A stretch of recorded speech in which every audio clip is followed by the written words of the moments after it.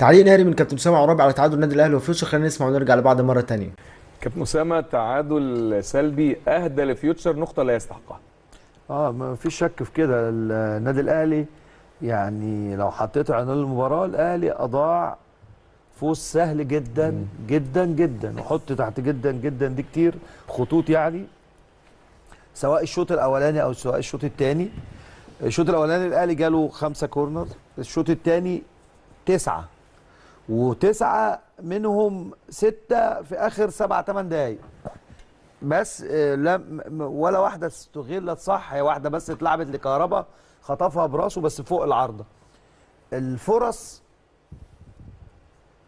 كتيره جدا متاحه، وزي ما الكباتن قالوا شريف وعلاء، يا اما رعونه، يا اما تاخير في التصرف، يا اما يعني بيرسي تاو ليه 3 كور وتسرع كمان يا اسامه، وتسرع، يعني تسرع اللي هي جزء فيها رعونه واحيانا بطء.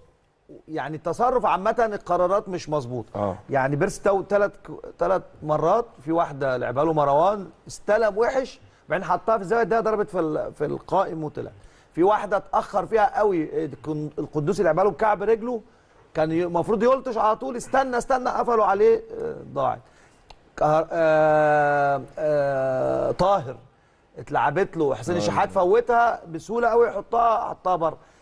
كهربا الانفراد اللي اداها له بيرسي تاو. القندوسي الكره اللي اداها له بيرسي تاو حطها ببطن رجله بره. بس سبب الرعونه ايه؟ يعني سبب الرعونه او التصرف الخاطئ ايه؟ انت مش مضغوط. لا مش مضغوط، لا كويس. فلما تكون مضغوط احيانا يعني احيانا بتطلع الحاجات دي، يعني بتتصرف غلط.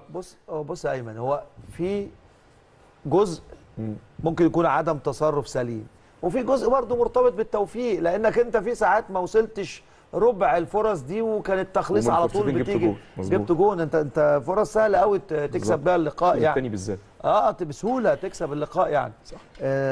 اولا فرقه فيوتشر بعد 5 6 دقايق من الشوط الثاني مش بدنيا مش قادرين، تنظيما مش قادرين، الاجناب مفتوحه سواء في ناحيه الجنب اللي فيه طارق طه ناحيه الشمال بيرسي تاو وهاني، او الناحيه الثانيه اللي فيها عمر كمال كان علي معلول وحسين الشحات. ولما نزل يعني انت بتوصل من الاطراف، بتوصل من العمق، بتوصل من كل الطرق. بس التصرف في الاخر ما فيهوش تركيز ودقه يعني. فهي كرة القدم بيحصل فيها احيانا كده. التغييرات برضو النهارده اتاخرت شويه، وفي تغييرات يعني كنا متوقعين في تغييرات تانية يعني مثلا واحد زي احمد عبد القادر كان بسهوله جدا ممكن ينزل. واحد زي شريف كان سهل قوي انه ينزل. شريف كان يلعب في مكان راس الحربه، مكان كهربا. ممكن احمد عبد القادر مستر كولر فضل انه يدخل في الحته دي بيرسي تاو. ماشي، هو خلاص وجهه نظر. وهو بيرسي تاو حاول على فكره، بس بيسيب ال 18 كتير قوي، ولما بيروح استعجل في الكورتين 3 اللي جوله يعني. لكن ما لا يمنع ان بيرسي تاو كان يبقى موجود وكهربا وشريف ينزل مثلا. احمد عبد القادر يعني ماشي. القندوسي نزل، كريستو نزل ناحيه اليمين في الجنب اللي فيها هاني. بس احنا حاول وكده، لكن من ضمن التغييرات احنا شفنا طاهر ناحيه الشمال، ايوه، وحسين ناحيه الشمال، وعلي معلول ناحيه الشمال. هو اللي حصل ايه؟ هو الاول نزل قفشه وطاهر، قفشه مكان كهربا وطاهر، او قفشه مكان القندوسي وطاهر مكان كهربا لعب هنا، وبعد كده نزل فودى طاهر ناحيه الجناح اليمين، وودى بيرسي تاو قدام، وكان حسين مكانه. لما غير كريستو راح جايبه يمين وودى طاهر شمال، ودخل حسين تحت بيرسي تاو، وقفشه رجع مكان ديانج، بقى قفشه ومروان تحت قدامهم حسين، وطاهر ناحيه الشمال وكريستو ناحيه اليمين. بس الشحات بحكم لعبه بيميل ناحيه الشمال شويه، فكان بيجي من العمق بيروح ناحيه طاهر، فبيبان ان علي معلول وحسين وطاهر الناحيه الثانيه. بس انت فقدت ميزه قفشه كصانع لعب. وقفشه لعب يوصل لك الفراوده حتى بكل سهوله للمرمى. هي ساعات يعني بيحصل بيحصل طبعا ساعات احيانا. ما انا بقول لك الشكل الاخير كان بيلعب مروان وقفشه وكريستو ناحيه اليمين بالظبط. حسين الشحات طاهر ناحيه الشمال وبيرسي تاو راس حرب. يعني برضو كانت مستغربه ان واحد زي احمد عبد القادر مثلا الماتش اللي فات جايب جون وماشي وقاعد احتياطي ما نزلش. واحد زي شريف كان ممكن يبقى راس حربه حتى لو تاني ممكن كان ينزل. لكن هي النهارده برضو احنا بنقعد نحلل اسباب وبنقول حاجات من وجهه نظرنا، لكن في النهايه لا بالنهايه بالوضع ده حتى بالظروف دي كلها اللي في المباراه كان بسهوله جدا انك تكسب اكتر من هدف لو اللعيبه استغلت الفرص اللي جات لهم. ايمن بيقول لك قفشه عشان يديها للفيرود يروح طبعا عشان يعني فين الفيرود؟ انت عايز قفشه يبقى بلاي ميكر، عايز قفشه يبقى بلاي ميكر واحد زي ما اسامه بيقول كراس حربه محمد شريف مثلا عنده سرعات يقدر يسرق الديفندرز، يبقى عنده دي الملكه بتاعته زي ما قالك عبد القادر. عبد القادر النهارده ساعات انت يعني بتحتاج للحل الفردي، كان لازم يبقى فيه التفكير في الناس دي. فهي شويه عوامل اللي اجتمعت مع قلت لك الجزء اللي هو فيه برضو عدم توفيق، لان زي ما قلنا في الاخر بكل الاسباب اللي احنا قاعدين نقولها دي وبوضع الماتش كده بوضع الشكل اللي احنا لعبنا بيه كده برضو كان بسهوله تكسب جون او اتنين بسهوله جدا كمان.